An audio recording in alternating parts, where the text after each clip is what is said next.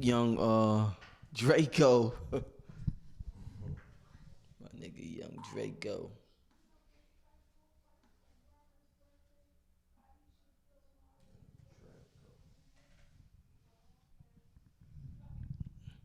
All right, we should be live right now, Red. I'm gonna let the people fill in the chat room. I'm gonna play Peace Family, Brian White. It's good. Welcome to the building, family. Welcome to the show. Yeah, Peace Family. Who won it with Young Draco, 20 East? Who won it with Young Draco? Drake? How you said that shit right? Tiger? Yo, we gonna have a good show tonight. We're gonna have a good show tonight, family. And this is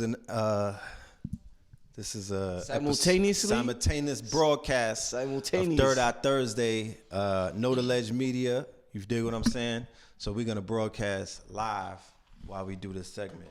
So peace to the family.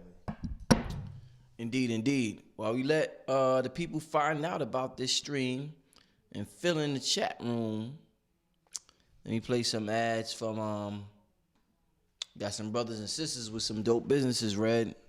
Yeah, salute to them. Such as yourself with the Kings County. I do say so myself. You know what I mean? Kings County, yes indeed. Yeah. Let's check out the drip. Oh man. You know what I'm talking Oh. Yeah, check out the drip. Hold on. Shutdown proof. Hold on. Kings County, government shutdown proof. Government shutdown proof. KingsCounty.bigcartel.com. You know, it's one thing to feel like a king. It's a whole nother thing to dress like one and look like one. You know what I'm talking about? And the reason why it's Kings County, for people who think that it's just a Brooklyn thing, wherever your feet is, you know what I'm talking about, is your county. You're the king of that county. Indeed. So, you know, everyone who have supported, salute. The Garvey collection is here.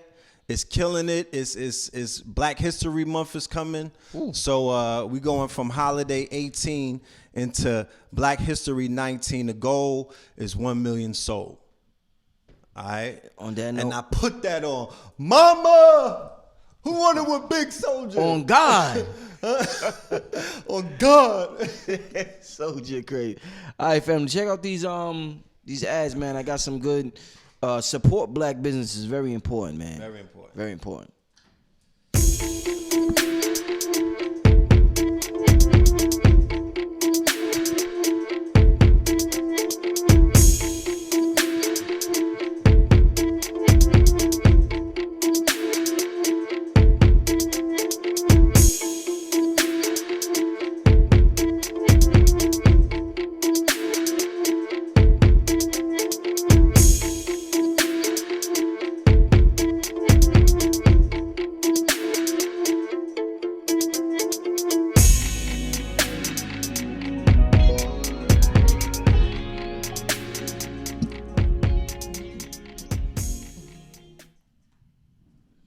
All right.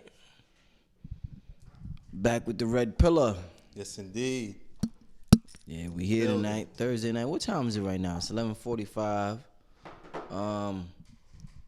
It's gonna be a pill. Before we start, it's gonna be a pill weekend in NYC this weekend. Yes, it is. A pill extravaganza. A pillar weekend. Pillar. Yes. Not a killer weekend. A pillar. A pillar weekend. Pillar season. It's pillar season. Pillar season. Pillar season. You know what I'm talking about? January 19th and the 20th, on the eve of the blood moon. Of the, not just the blood moon, the wolf blood moon. Okay? So, you know, it's monumental. We're going to be at Nicholas in Bed-Stuy, Brooklyn, right on Fulton Avenue. Salute Joel, Monique, everybody, the whole staff. Shout out to King Simon. Shout out to everybody who has been instrumental with spreading the word, letting the people know that Red and Blue are going to be in the city doing the first lecture, might I add, of 2019. And it's going to be a 2-day lecture. The first lecture is going to be entitled the three-headed monster, okay? And the subtitle to that is how the three wars that were enacted by the sitting presidents, Ronald Reagan, George Bush Sr., and Richard Nixon, and the three wars that ensued, which is the war on poverty, the war on drugs, and the war on terra firma. You know what I mean? And then the next day, Red and Blue Pill, back to back, we're doing the Blood Moonologues. Now, if anybody has ever seen the Blood Moonologues, the Blue Pill did 2 times at Nicholas. You know that the brother's been prophetic. The information is, it speaks for itself. And, he's about to, we both going to follow it up and prepare you for the next day of the Blood Moon on the MLK weekend. So big things are going, man. We starting the year right. It's so much to talk about. It's so much to decode. It's so many things to touch on. It's so many narratives to reestablish. It's so many answers to so many questions. So, let's make sure that the family is in the building. And we're live streaming. We're going to live stream it as well. So if you go to Eventbrite, hashtag Twin Pillars, put it under Brooklyn, Eventbrite, Twin Pillars, or New York, you'll see the tickets right there. $44 for both days, $25 for one day. I had to just get it that. Yeah, let's go. Indeed, man. With that being said, before we start, let me tell the people, the best way to support, I know people are used to supporting the live streams through the Super Chat. I advise everybody to support through, what's it called? Cash App. Cash App, yes. Please support Cash App. If you would like to, I appreciate somebody just sent $5. I appreciate it. For Farouk Salam Bey, we all should pitch 5 notes for the blessing. Yeah, I appreciate it. Fam. Appreciate it, brother. Yes. And for my Cash App family, money sign Phil Moreland, Moreland. Yes. But the reason why we say Cash App is because we actually receive more of the revenue. When you do the Super Chat, YouTube takes a high percentage. 30%? 30%, yeah. I've been eliminated from even qualifying for for Super Chat. They're like, hey, nah, man. They're doing no monetary deals. Nothing whatsoever. Yeah, like, man. We don't want no smoke. You must be extra pro-black on your channel. You must you super pro-black on your channel. Yeah, I'm just, get, you know what I mean? They, you know what I mean? They know what it is. I hear you. Yeah. Listen, young Draco. Yes. Wow, such a. Yes, indeed. I learned. It's such a learning experience watching young Draco maneuver, aka Soulja Boy, maneuver the things he's doing, his entrepreneurial ventures, how he's talking to the media, how he's using social media, his mistake, the good and the bad of young Draco. It's such a learning experience, the good and the bad of young Draco, aka Soulja Boy, that the youth, if we keep talking about the youth, they learn from ways that we didn't learn. So we want to teach them, we want to open up a book and teach them. They don't learn like that. They might learn something from young Draco, his mistakes or his whatever. Talk to me about young Draco and his moves. Are you in favor of what he do? Do you like his chess moves so far in 2019? Because it seemed like it's been successful, man. And it's a much bigger conversation, but let me just start with that, Red Pill. Of course. What an excellent way to begin. Shout out to the Cash App. Hassan Tammuz sent $3 Cash App. Shout out to that brother. Salute. Thank you. Go ahead. When we talk about young Draco, Soulja Boy, we should put some respect on his name. And what I mean is just properly define what he means to this generation, what he means to the culture, and what he may mean to the internet. Okay? Well, I was introduced to Soulja Boy when I was at Polo Ground Records in 2007. Okay, they had an artist named Hurricane Chris who had a song called "A Baby." The A&R. Oh, A Baby. Yeah, Right. The A&R, but the A&R at the label at J Records, which is It was a sister label of, Polo Grounds, which is a sister label of J Records. So we were all in the same building, 745 Fifth Avenue. So I was hearing mumblings about this kid named Soulja Boy. And they were becoming very nervous. The A&R department was becoming very nervous because they were bringing back numbers. This is when the people were doing research in BDS and things of that nature. They do it at the label now, but this is when the A&Rs and whatnot will come and look for new artists through the BDSs and, follow the traction in different markets and, in different regions and whatnot. So they was like, yo, it's this kid coming from down south. He has a DJ pushing him. I believe it was DJ Smurf? I'm not sure. I may be incorrect with if the family knows who it is, No, I think I know the name. When it comes to me, I'll say it. So he, the dude had a name. So as not just what was known as the internet, but coming through YouTube, okay? And not signed to a label and not necessarily known for selling albums out of his trunk. He had a hit called Crank That Thing, the Crank That song, which was going viral on YouTube because of the dance, right? So when the label saw that there was artists that were growing like that without the help of the label, they began to get nervous. And they were like, yo, this is something new. Mind you, this was the beginning of a time when the labels did not know how to basically address, blowing up off of YouTube. So he was one of the first artists that did that. That's a fact. Okay? And for the generation who are considered the 18-year-olds, the 19-year-olds, the youth who we often say that we care about and that we want to connect with and we want to understand how they think, we should have a deep understanding as to who are their Jay-Z's or who are their big homies or who are their, who are their heroes. They have a different set of people who they look up to for different reasons than we do because we have our big homies are the people that we came up under. So for a lot of young people, Soulja Boy, they came up looking at him like, yo, dude is digital. Like, dude represents that generation. They're unconventional.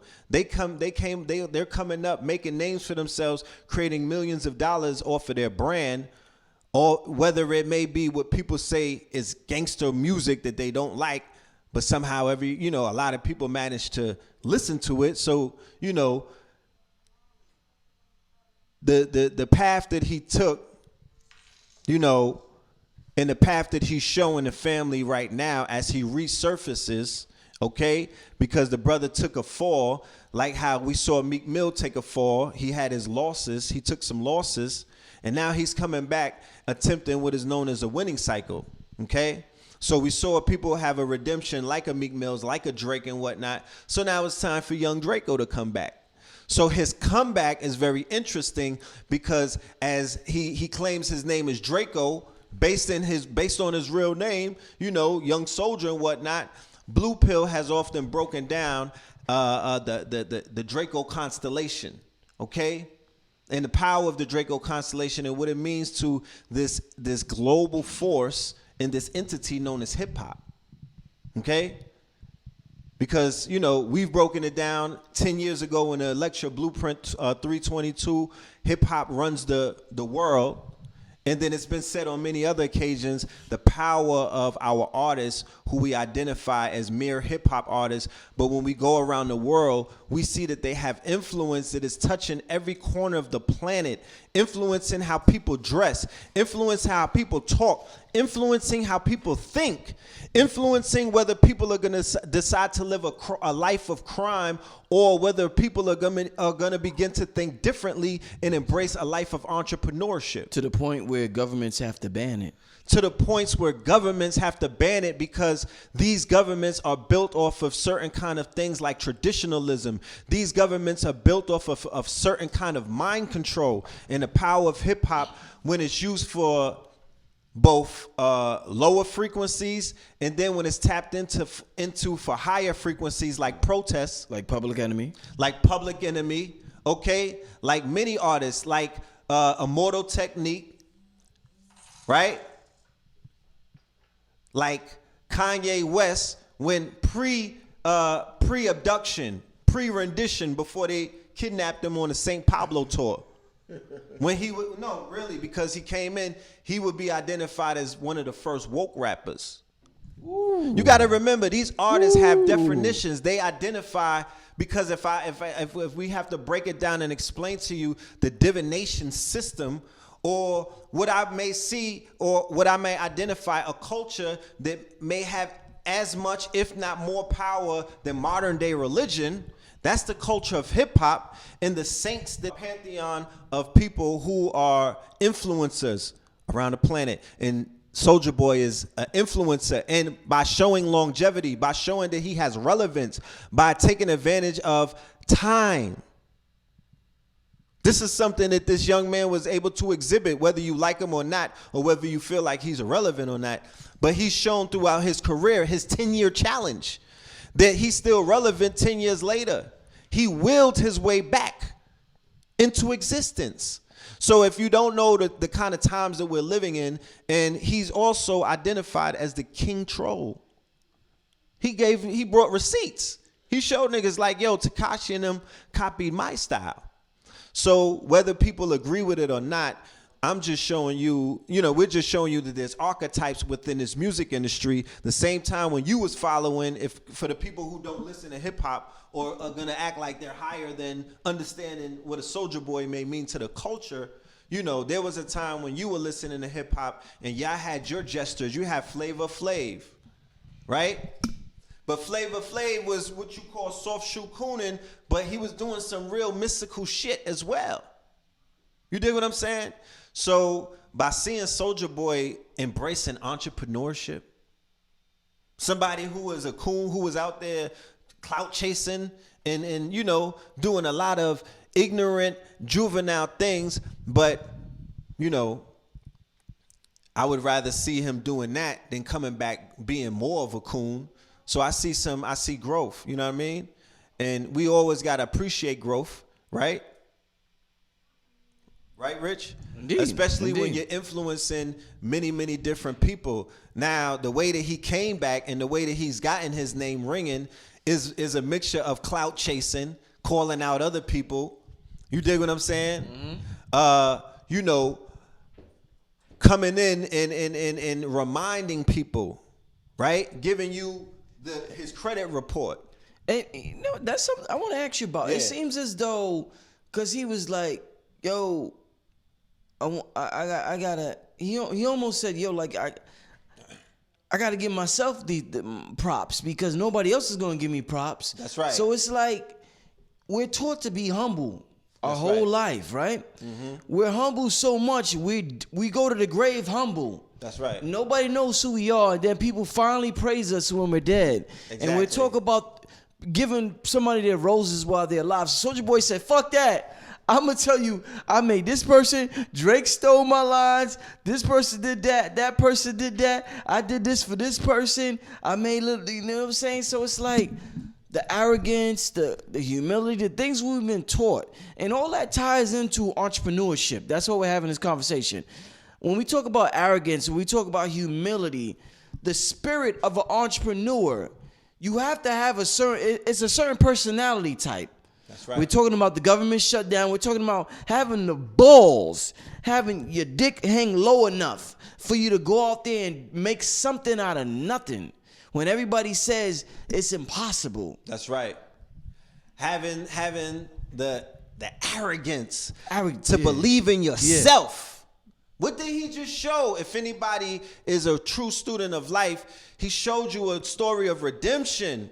When did Soulja Boy's name begin to ring again? For the question that you just asked about his come up, his name began to ring when they said that he escaped death. Okay, this is the beginning of the death season. This is the beginning of winter. I heard about Soulja Boy again coming back on the radar when they said that he escaped the mudslides in California and he escaped near death. So here it is somebody who escapes near death. The next day he says, "Fuck that. I sat back long enough, saying whatever, watching all of the goofy shit go down. I'm going to talk my shit. I'm going to speak my speech, because when your life flashes before you, when you go through some life-threatening stuff, regardless if people agree with it or not, right? You got to talk your talk, and you got to tell your story, because you realize there was a situation where you almost tapped out of this planet and you knew that your name was in the goddamn garbage. Your stocks was on low. So he went and fluffed himself up. He had will. That's called willpower. He willed himself back into it and back into the goddamn conversation, back into the narrative. He showed you a rebirth. Okay? He showed you a rebirth. Then he showed you a timeline of his relevance by showing you the seeds that he has planted and the trees that have grown from him. He gave niggas his flow chart. Okay? You got to give somebody the history, because nobody's going to give it for you. So if a nigga dies in a mudslide, who was going to say something nice about young Draco? So if I almost die, if I go through some life and death experience shit, and I realize that this shit is about becoming an icon, becoming an immortal, your name, so blame him. Why would I blame him? So that's a redemption story, whether people like it or not. And then he's showing that he understands the art of trolling. He understands who he is in the troll universe, and he understands that the time that we live in right now is a time for trolls. Niggas will pay the toll to fuck with the troll. I promise you, this is the attention economy. So all he's doing is teaching you a lesson on how this game works. It's a new formula. Like I said, we could tie a lot of esoteric, mystical things in it, but I'm going to just give you this right here. If anybody saw the series American God, on Starz Network, the same network as Power. If you haven't seen it, go and check it out. There's a character that the whole basis of American Gods is that there's new gods on this planet at war, or there's new gods on the planet not really at war, but they're replacing the old gods. Yeah. So in the old gods, you're introduced to Anansi. His name is Mr. Nancy. The character is Orlando. Is the name Bloom? It's the brother that people know. Sure. Orlando, whatever. Yeah, he's playing Anansi, okay, the African, mythical figure. Then Anubis is in there as a black man working in a morgue. Okay, these are the old gods. They introduce you to Ishtar.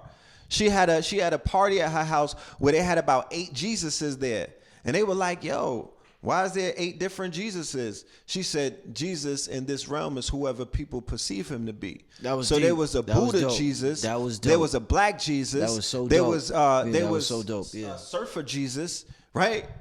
You know what I mean? There was Caesar Bourgeois and a whole bunch of other ones. But she was like, "This is all about what you make it." But she said that she was losing power to the Easter Bunny.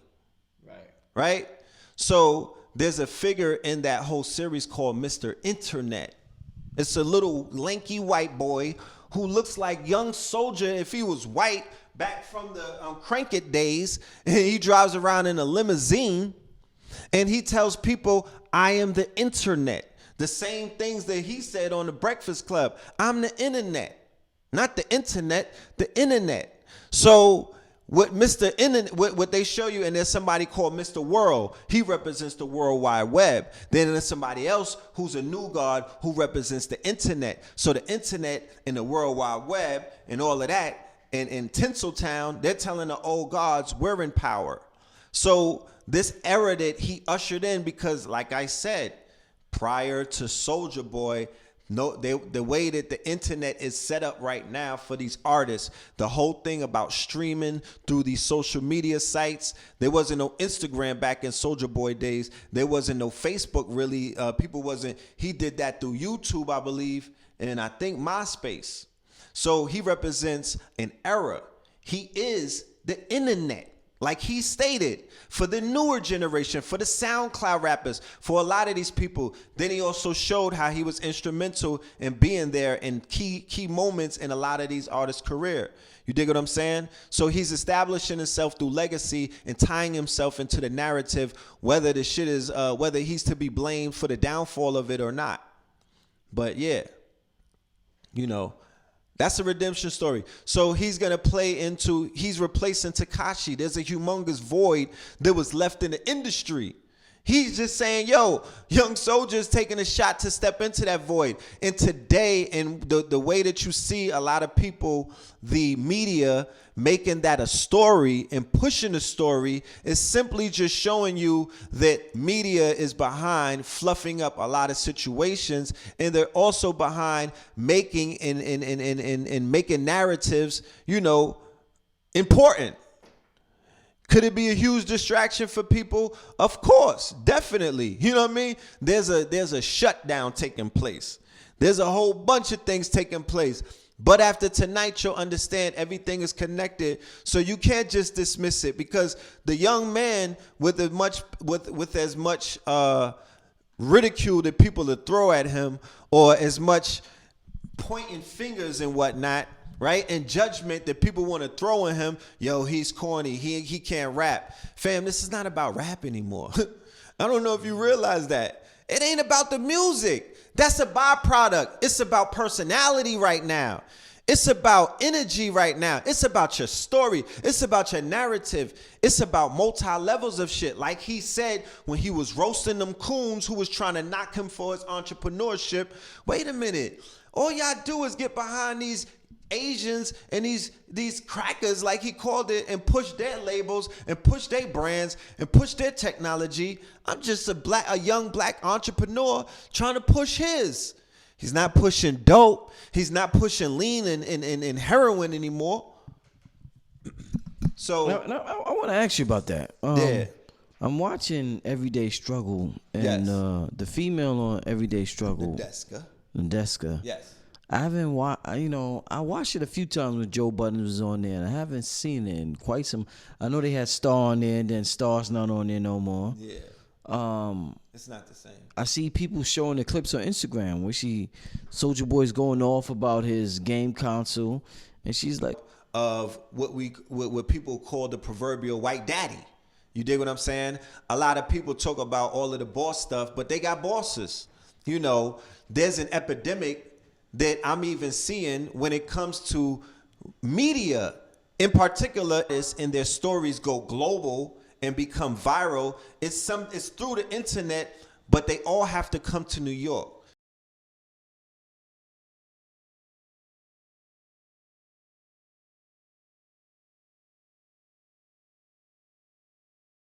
This is still the media empire, okay? There's not a lot of talking heads in Atlanta on the media side. The artists come to New York. You go in the Breakfast Club. There's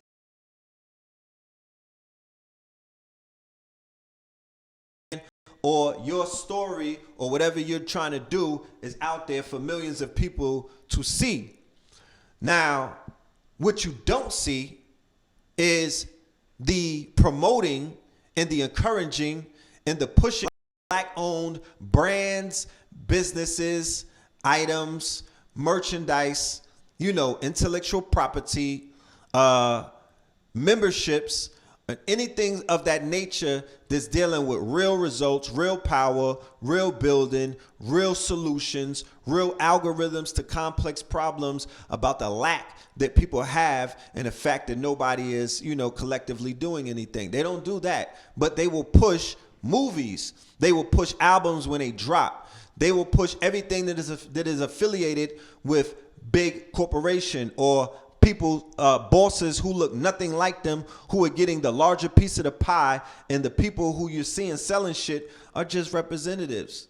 You understand? They're just getting a small percentage off of something that they may have licensed their name to, or they may just be doing a job of affiliate marketing, but they're not getting they're not getting the best of it. So the media in New York are definitely responsible for establishing a national, a global, an international narrative when it comes to what moves the culture, or what brands the culture should embrace, or all of these things. Now we have Hot 97 with Ebro, right? They have a reputation of doing the same thing that we saw today happen on a everyday struggle, where they were trying to talk down to a young man who was simply coming up there trying to go legal, right? And sell his products. What you mean? They was like, yo, this product is faulty. You know,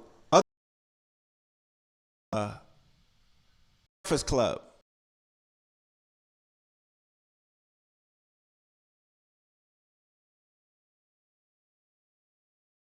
And I can't,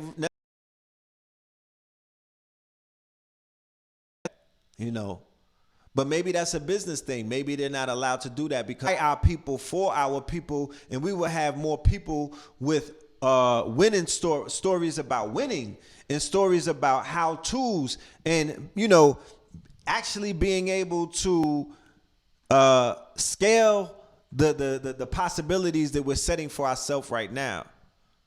Because we could be in the billions, bro.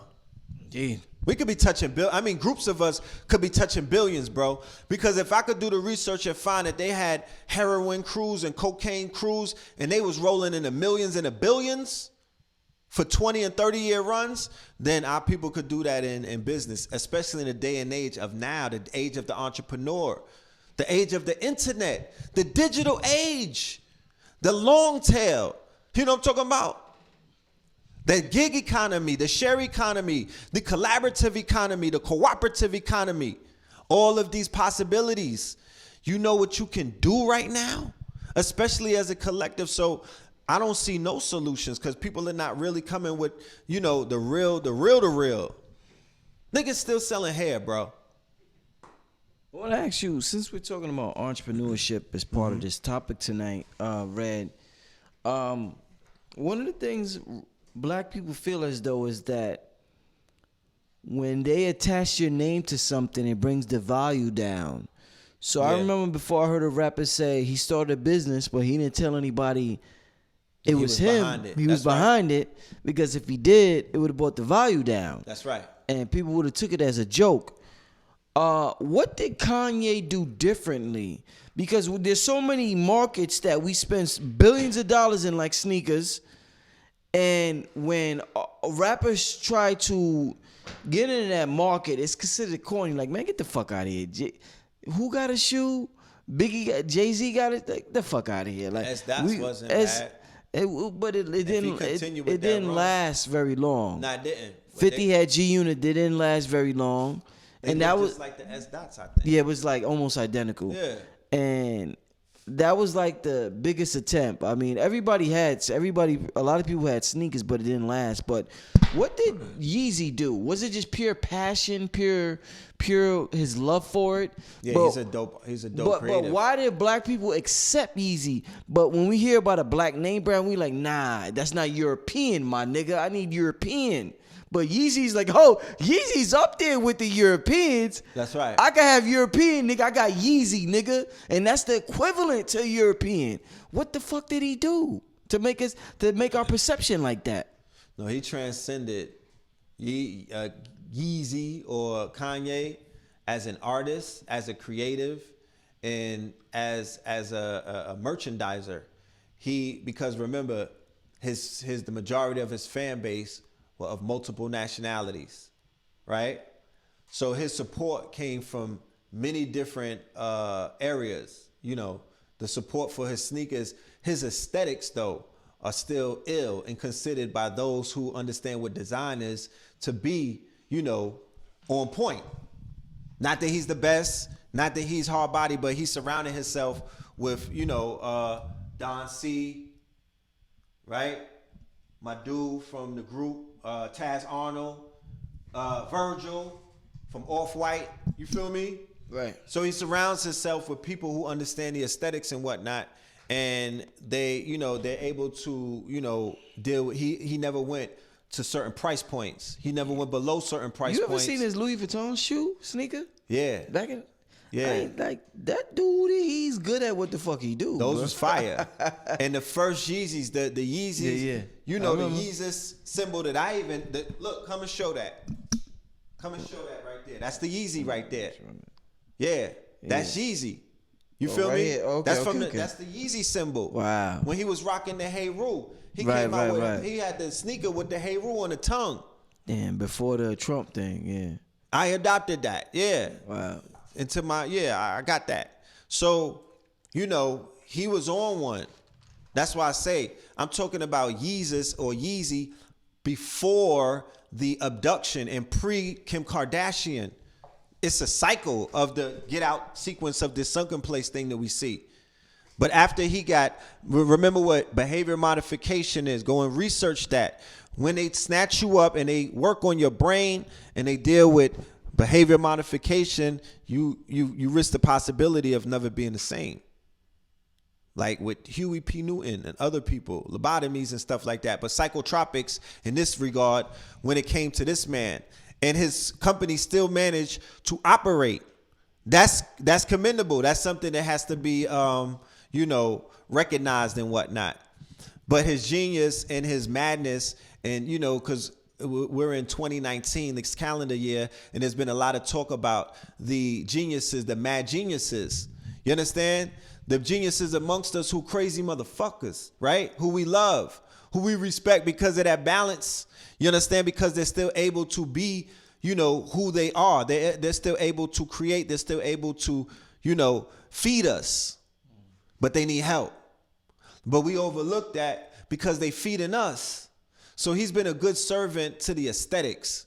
You know what I mean? And he steered his audience and his crowd and the people who are hype beasts and whatnot. He's been able, like I said, his price line, he didn't negotiate. He came in the game and his shit was maintained at a certain point, right? Right. So now his sneakers are reselling at a certain price point, and they even retail at a certain price point based off of the fact that he kept that shit at a certain level, regardless if people don't like the designs or not, because it's a lot of goofy shit that they be wearing. You know what I'm talking about? These are... Go ahead. So this is interesting. Yeah. So as an entrepreneur, as a black entrepreneur, Yes. we always heard, remember when we was young, we always heard, why don't Jordan lower the prices of his sneakers so people could afford them? That's when right. you lower the prices of your sneakers, it seems like you go out of business. That's right. Motherfuckers don't want you no more. So if Jordan ever made his sneakers $50, That's right. niggas will say, fuck you, I don't want you. You don't make me feel rich no more. That's right. You don't make me feel luxurious no more. I don't want your shit no more. That's right. So it's like a weird place for black entrepreneurs. If you lower your price, you go out of business because you're not, black people don't consider you that luxury brand no more. Keyword luxury, though. You have to keep in mind. Keyword luxury. The mic. Keyword luxury, right? Yeah. Keyword luxury. And at luxury, there's a higher price point. You can't renegotiate the two. There's no $10 luxury. You dig what I'm saying? It's an oxymoron. So people have to maintain a certain price point to keep that grade. Jordan fits in a certain luxury brand grade where, basketball luxury sneakers, right? And sportswear, luxury sportswear and stuff like that. So the price point reflects that. It's it's marketing 101. So, he did lower his prices. He gave them the Jordan, the offshoot brand. Oh, okay. That's what he did. Yeah. He giving you all of these. You don't Ray get no Allen's props in. You got don't a get no sneaker. props in the hood for that. Nah, that's like USDA. What's The polo shit. The polo shit. Right? The dudes used to stunt with out of town before Method Man pulled up state to state. Like, what y'all wearing? Bro, man. US Polo. Listen, hearing some, like I mentioned previously, Nadeska, I think you said, mention that to Soulja Boy about having all those businesses, and the government shut down. Yo, why you got so many businesses? She asked young Draco, why you got so many businesses? As to say, how are you retard mumble rapping, codeine sipping, loser of 10-year challenge because you look mad crazy? You know what I'm saying? Like, how could you have more businesses than the Deska? People that use drugs take more risk than people that don't use drugs sometimes. Is that right? They shut down their logical mind. They shut down their logical mind. Motherfuckers, they don't give a lock in. fuck. They don't give a They fuck. don't give a fuck. They just go for it. That's right. You know how There's scary, no inhibition. Red, do you know how scary That's right. business is sometimes? It's a horror show. It's Western American horror capitalism. show. Business is war, and war is scary. Bro, it could be, yo. Business is war, and war is the light that they told Bird Box don't look into. You understand? Man. You're not supposed to stare war in his face. You're not supposed to stare a gift horse in his mouth. So you can't see a lot of things. So that's one of the things. Business is war. Certain people talk crazy, but they never looked into the warfare of business. Warfare of business is your man's bodying you. How about that? Shit business related. You understand? And it's war. So no, it's scary, and people they take away their inhibitions, and they try their best to release the anxiety that comes with the warfare of business, the warfare of blackness. You know what I'm talking about? The warfare of godhood. It's so many things. So it's chess. It's chess, and chess translates to intellectual warfare on 3 levels. You know what I mean? It's the game of life, and people play it. Some people play a masterful hand. Some people don't understand the hands that are being played because they're not good players. You feel me? And some people, they do what needs to be done. Indeed. But with that being said, and with everything going on in a conversation about entrepreneurship, yes, we have the government shutdown happening, Red Pill. We got the government shutdown happening. Talk about it. We have people going to work for free. For free.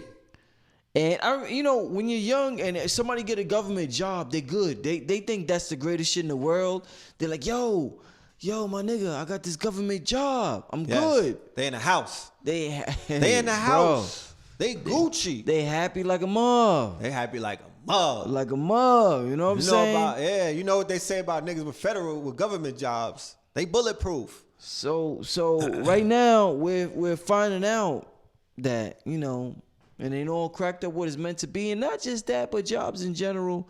It's looking crazy. Man, the conversation. We've had this conversation so many times. Everybody's not meant to be an entrepreneur, right? Everybody's not meant to be a business owner, just like everybody's not meant to have a regular job. People are meant to do different things in life. Facts. There's nothing wrong with having a job. Some of my greatest supporters, my mother had a job her whole life. It's a beautiful thing if you enjoy what you're doing. That's right. But we have this generation of people who are becoming entrepreneurs. That's right. And I don't want it to be entrepreneurs versus 9-to-5ers. It's like, you know what I'm saying? Like, if you're an entrepreneur, be an entrepreneur. But if you're a 9-to-5er, be a 9-to-5er. Yeah. But we shouldn't criticize each other. But talk to me about the government shutdown and how it inspires you as an entrepreneur, my brother. Well, the government shutdown in the calendar year of 2019, like I said, in these beginning months of, the winter season, the winter is here, right? Donald Trump is basically crippling an already crippled economy, okay? There's a recession that's already taking place in America, and by shutting down the government for almost a month, that's only going to accelerate what is known as that recession. There's inflation taking place as I speak.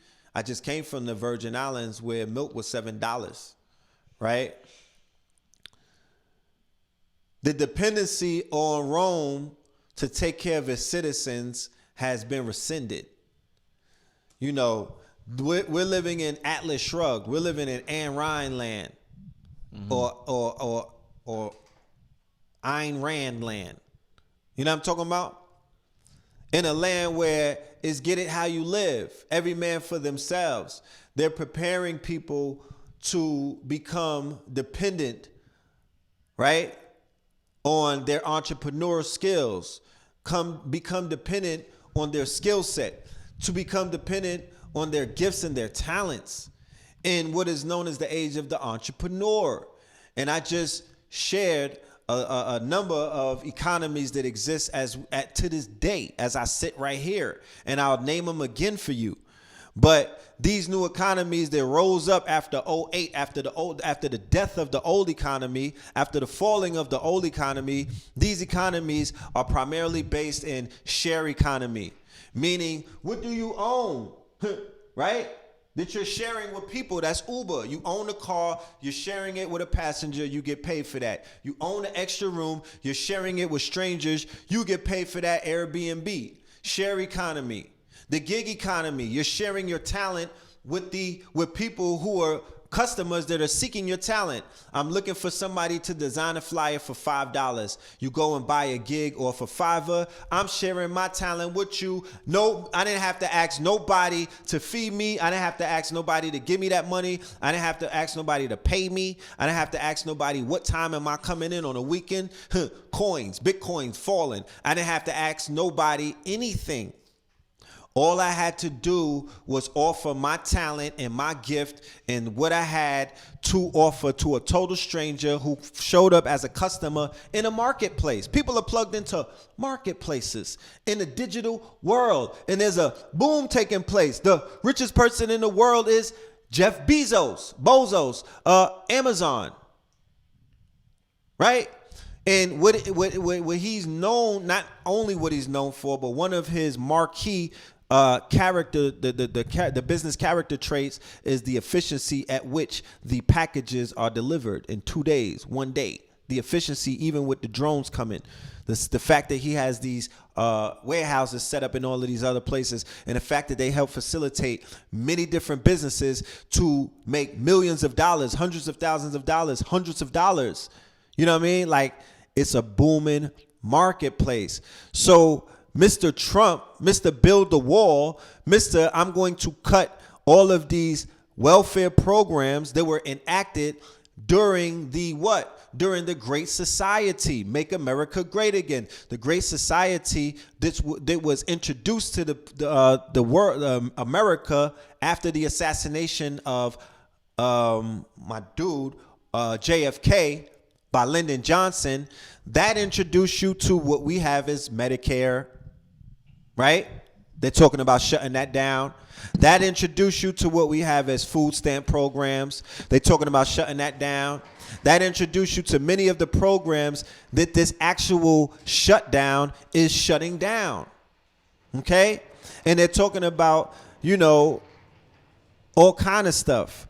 So people have to realize that the time to rely on an outside source like the federal government to be there, that's not going to be that's not going to be that should not be the only egg that is in your basket.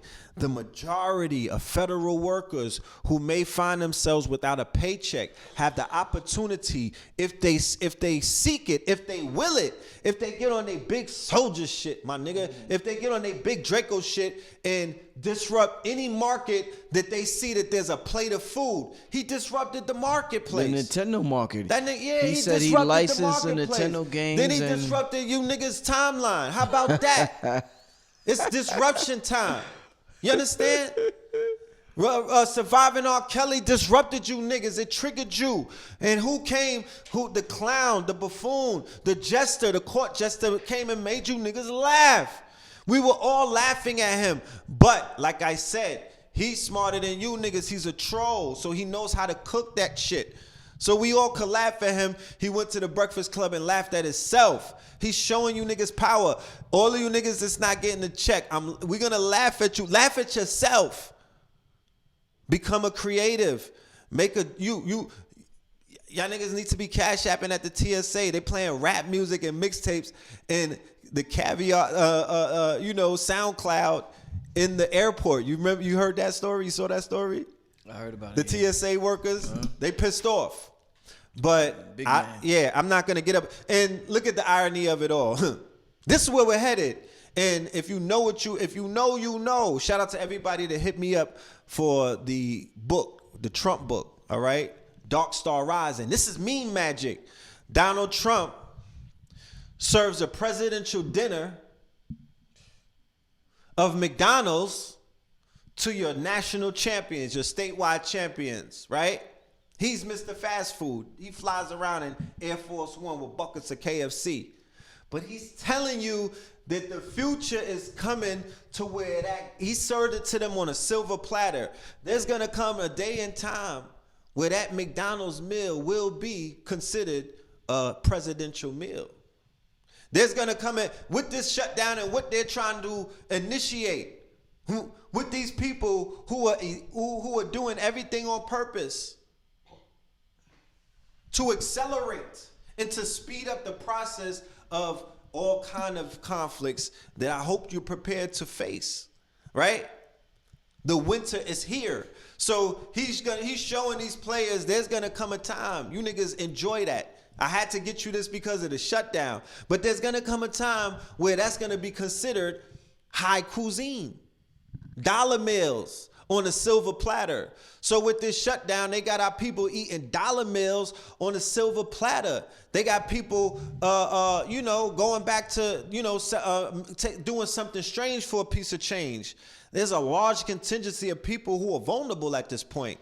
So that's why the conversation about entrepreneurship, whether it's what if somebody who's sitting on a few checks that they were able to hold on to, or might be sitting on zero, they got inspired by Big Soulja talking about he went to China and went and got, even if he's doing affiliates, or even if he's drop shipping, what if they got inspired to go and do that themselves and they never go back to the government gig? Because I'm personally getting on here and saying, if you want to scale your possibilities of where you can climb and where you can go in this new era that we live in, you have to have your hands, you have to tap into something that's a little more wavier and a little more, that has a little more traction than the old business model that's identified as what we call the 9-to-5. They blew that up in the Matrix when they showed you the battery. 10-year challenge, right? How is it that niggas who unplugged from the Matrix 10 years ago look the same way that they look right now? Or they even reverse their aging, right? But how is it some of our people who are indulging in the McDonald's dollar meals and in the stressful situations of, because I don't have nothing against anybody getting it how they live on a plantation, right? Because sometimes we got to sneak into the house to, get the silverware and whatnot and get some pieces of silver. So a lot of people have been sucked like batteries in the scene that they showed you in the Matrix, and some of that 10-year challenge was showing me some of that, not to be, all in your business. But I saw some people who need to shake the hand of the conscious God, because he's helping to preserve you niggas. He's giving some people that shea butter glow. They talk about the shea butter mafia. The shea butter is taking ashy to classy, because people's 10-year challenge, they was ashy in 09. You know what I'm talking about? It was some people on Ashford and Simpson levels. Now in 2019, they got that soul glow. You know what I mean? That cocoa oil was doing something for them. So, for the shea butter sisters who made shea butter an industry, for the head wrap brothers and sisters who took the native, the native patterns of the African nations and made headbands and headcloths, and you begin to make garments out of that, and you're making millions of dollars. Salute to you. Salute to all of the small businesses that I see at the lectures who are going to be million-dollar entities in the near future, because you understand the power of the niche market. You understand the power of the marketplace in which you belong to. Shout out to the hundreds of businesses that I saw at Buy Black Convention in Atlanta this November. You dig what I'm saying? These were top tier businesses, and they all had their stuff together. So there's a lot of businesses that are out here who have the opportunity to grow, and things like a government shutdown have the opportunity to either hurt us or help us. But I'm going to speak into the positive, because if people's minds are right, if they listening to what Dame Dash is telling you about ownership, if they're listening to what even big, Hova is telling them about ownership, into bet on themselves, because there's a Joe Button told you to bet on yourself. You know what I mean? DJ Khaled told you to bet on yourself. He popped off of Snapchat, talking positivity. There's a lot of people that are showing you that we live in a day and age. What my brother Derek Grace is showing the people in his courses, Unlearn and Relearn, about fixing your mind state, about this mentality that you are not the bag. You the bag. The people that you going to work for ain't the bag. You the bag. You bring life to your workplace. You breathe life into those products and them items. Man make the clothes. Clothes don't make the man. You put that shit on. You gave it its value. Black people, African Americans from Bed-Stuy, Crown Heights made Polo Ralph Lauren really what it is. That's why he had to re-release the whole line and pay homage. Facts.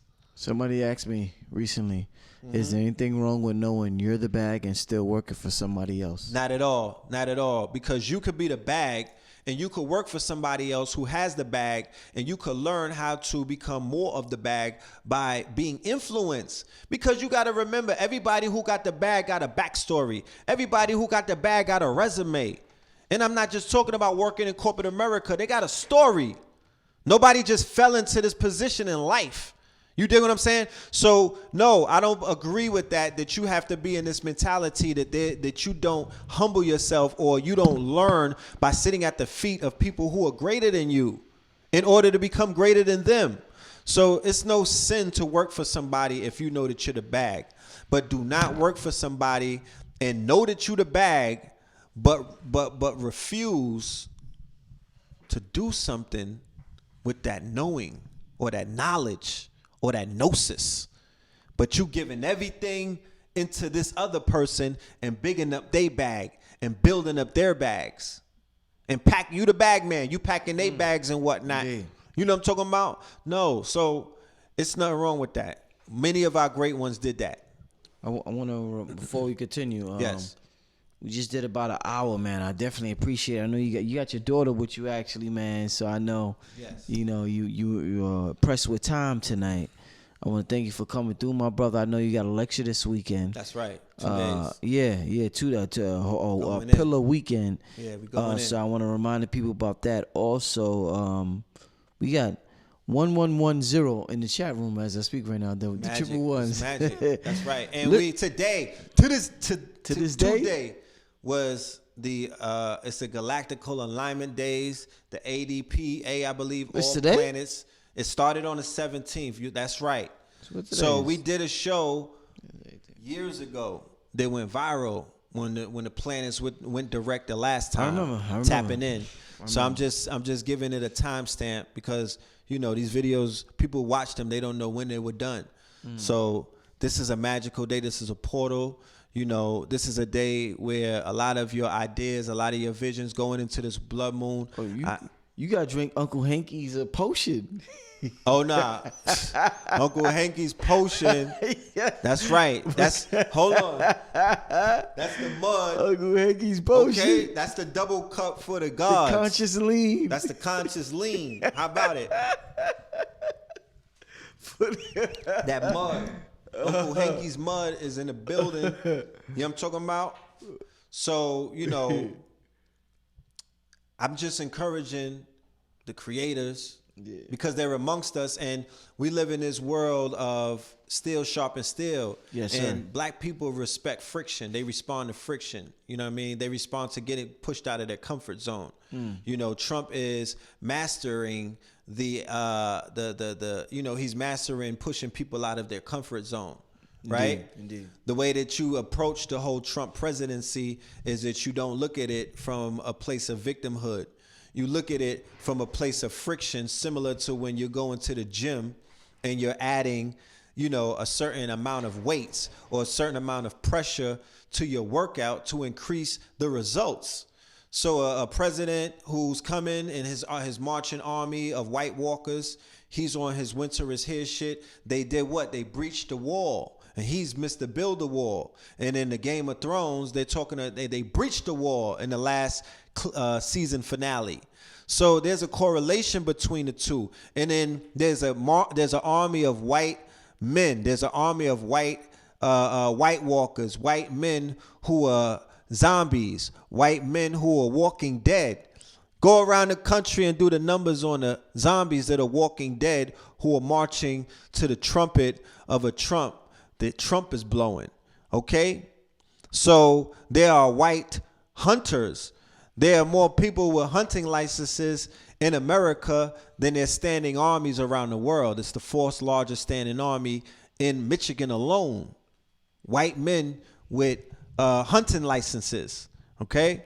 So there's standing armies and whatnot. There's White Walkers. And with all of that known, we on our Jon Snow shit, and we don't care about, that's even increasing what it is that we're doing. That's even making it reverberate, because there is definitely that pressure. You know what I mean? So the people that are feeling the pressure, they got to do something about it that's going to help their situation. Because the age is here. If we wasn't in this age, I would say that they be asked out. But, you living in an age where the solutions are all around. Indeed, man. Listen, Red, I want to thank you for coming through. Yeah, I want to thank you for inviting me. This weekend is going to be a powerful weekend. Yes. I'm going to leave the info in the description. Okay. And the link for the Eventbrite, yes, for the people that want the live stream. You click on it. Yeah. Indeed. So that will be in the description. But besides that, I always feel guilty, Red, because when I leave, there'd be so many people. There's like 1,100 people in the chat. If there's like 2 more questions that you would want to ask, in terms of the topic, you pretty much let me see. Let me go to the people. Hold up. That's right. Let me go to the people. I don't have the phone line set up. I'm gonna get the phone line set up. Any questions, family? Any questions that y'all will want to ask Red? No silly shit. Any questions y'all will want to ask Red before we wrap up the show? Because I was about to wrap it up, and Red's like, do we have 1 or 2 more questions? I'm pretty much good right now. I'm out of question mode. Okay. I'm ready to go upstairs with my son. Right. So my mind is. Yeah. All right. I'm ready to hug my daughter up. So we out of here. Red got his daughter, his beautiful daughter. Yeah, I gotta go kiss her up. Oh man. And love her up. So we got any thoughtful questions in the chat room?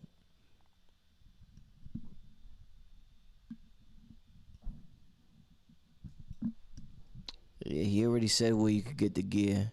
That info is gonna be in the description.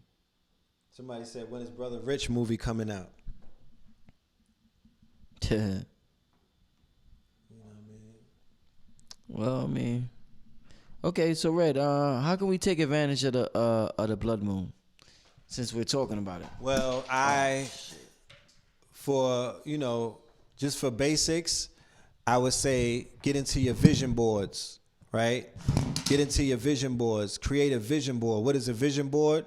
You go and get you some a foam board, or, if you can't afford a foam board, you get you some cardboard, and you begin to cut out images of things that you envision, all right? It doesn't always have to be just materialistic things. You could write out some of your affirmations that you want, but you may want that new house.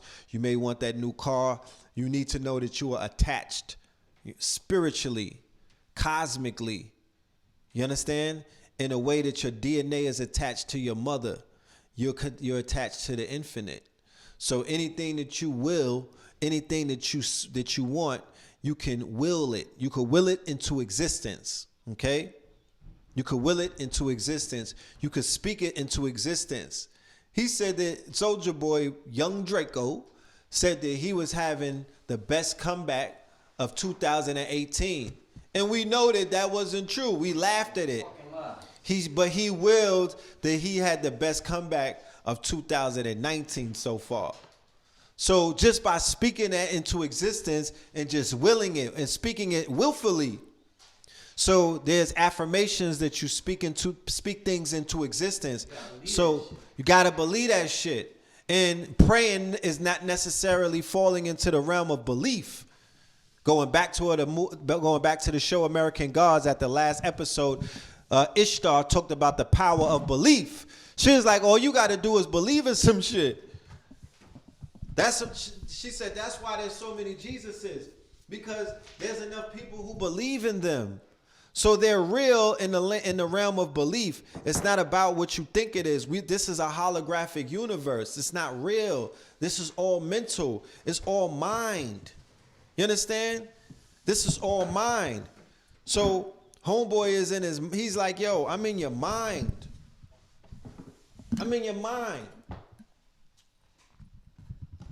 And not the conscious people, the 4 million people who watched the video on the 5 million, pardon me, not y'all, because the family who's focused on some other stuff, no, not y'all, the 5 million.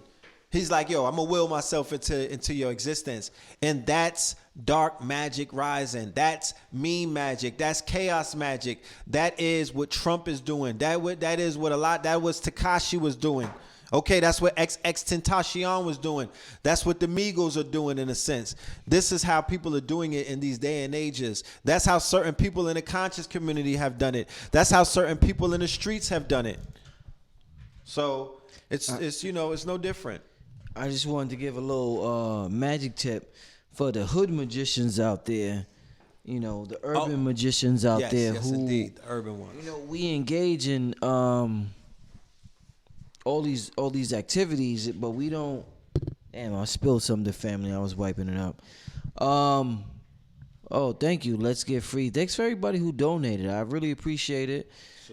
Cash App and Super Chat. I always advise everybody to do the Cash App, but you know, those who donate Super Chat, I'm extremely grateful as well. I tell people this is like a trick. This is like a urban recipe for manifestation, if you want to, because we all know that emotion and attention is very important when it comes to manifestation and when you're doing your rituals. Emotion and attention is of utmost importance. That's the ingredients. Yeah, energy. Yeah, one of the main ingredients. Enthusiasm. Yeah. So, in the hood, you know, when we grew up in the hood, we drink Hennessy a lot, right? Hennessy. So we drink Hennessy. We grew up drinking Hennessy our whole lives. Everybody in the hood know Hennessy. Yeah. I always tell the brothers in the hood, even sisters who drink Hennessy, if you drink it, but if you're gonna drink it, sometimes drink it by yourself and go into your meditation. Mm-hmm. The Hennessy, people always ask when you go to a restaurant or clubs, they be like, yo, what the fuck is that Hennessy? It makes you get into a fight. There's something in Hennessy. It's a fire energy. Yes. And I'm telling the people, don't be around people when you drink it. Drink it by yourself and use that fire energy to spark that flame for what you want to manifest. That's right. The shit will be unbelievably ignited. Mm-hmm. Like it'll be like I'm telling the people, like it's on some next level shit. That's right. Next level shit. So that's just my urban tip for today. If you're gonna drink Hennessy, yeah, exactly. Yeah, go ahead, brother. And for those who want to hit up a brother like Uncle Hanky, right? I would definitely say on the day of the Blood Wolf Moon, if you want to cut the cords and fly, if you want to detach, if you want to partake in, you know, something that's mind altering, I would encourage that. You know, I would encourage to tap into the sexual energy that you have with your mate. You know, it is a lunar eclipse after all. You know what I mean? You know, we're not flat earthers. We like our earth round. So tap into that organ energy. Tap it into that sexual manifestation, you know, orgasmic organ energy, and manifest. You know what I mean? It's, you know, it's about manifestation, meditation. go and do some research as well online, and gather the information, and whatever speaks to you, whatever pertains to you, whatever is resonating with you, then that's what it is that you should take advantage of. But I'm gonna tell you something. Go and record a song. Go and go and do something that's monumental. Go and propose, to your loved one. That day is a day that's going down. Like, so I would say make history that day. Or not just history, make that day count. And the most wonderful, magical, life-altering thing has the possibility of occurring just with that simple statement. Just make it happen. Just be. You know what I mean? So, indeed, man. We in some good times, man. I'm proud of both me and Blue for getting ahead of the this blood moon by doing this lecture. By putting in a lot of work to prepare mentally, spiritually. That's going to be my ritual, my 2-day lecture. That's going to be how I prepare and whatnot, because there's certain things that I need to program for the beginning of this fiscal year, because I can see what's coming out. I can see what's coming on. The wolves are coming. You know what I'm talking about? The wolves are coming. And I ain't talking about the wolf. Well, the wolves of Wall Street are definitely coming. The same wolf that you see in Game of Thrones. But yeah, that blood wolf moon is just showing you that wolf season is coming. So people are going into the winter with no checks, with no on food lines and whatnot. You know what I mean? That's not a time to go into the winter, into the dead of the winter, when things are beginning to spiral. Do you know that there's trade wars taking place right now? There's an actual war, because wars start in trade and then they trickle down to the physical. So there's an active trade war with China. How do I know that? Because my packages is getting caught up and I'm getting charged extra. So he went to war against small businesses. There's a trade war with the Mexico, because the wall has an aspect of stopping trade. So there's all kind of disruptions taking place. So I got, Hey, man. Entrepreneur, and I would say this, there's a lot of mystical, intuitive, spiritual, right? DNA intertwined in some of the most successful entrepreneurial endeavors. Yes, and that's a fact. You understand? Super facts. As well as some people who can identify with them doing that in their 9-to-5. But one of the things that entrepreneurial endeavors will afford you, that I promise you that a 9-to-5 will never afford you, is a level of adventure and experience and limit in pushing the limits that you can't get by sitting in the fucking cubicle. And those journeys that you go on, those business trips, those conventions, they have mystical, intuitive, because that's your intelligence. That's you tapping into your innermost innate intelligence. They guide you to the bag. They get you into places where bandersnatch. You make the right move at the right time and attack it like Soulja Boy did. Attack that shit at the right time in the right alignment. Boom, you in like Flynn. Yeah, so we wrapping it up. Yeah. So with that note, leave your contact info one more time, my brother. Yes. Eventbrite.com. #Twin Pillars Brooklyn for the live stream. 7 p.m. to 11 p.m. on both days, the 19th and the 20th. MLK weekend. All right, the day before the blood wolf moon, an extremely astronomical event that I encourage you to go and look up to get more information about. Okay, go and check that out. kingscounty.bigcartel.com. It's like a rollie; it keeps ticking and never stops. There's gonna be collections after collections. We got you. We got you covered. We got some of the hottest pieces in the game right now. So, go and get that collection. Go and get them hoodies, them Garvey hoodies, and then all the, the rest of the stuff that we have to offer. Know the Ledge Media on YouTube, Melanin Mondays, Third Eye Thursdays. Make sure you go and subscribe and check out the catalog that's already up there. Love and light to the family. Peace to Blue Pill. Peace to KT the Arch Degree, Mama Pill, and all of the family that's out there. All right. We'll be back in black with Blue Pill tomorrow, family. So stay tuned. Blue Pill had part 2. Yeah, stay tuned tomorrow night for Blue Pill, family. Peace.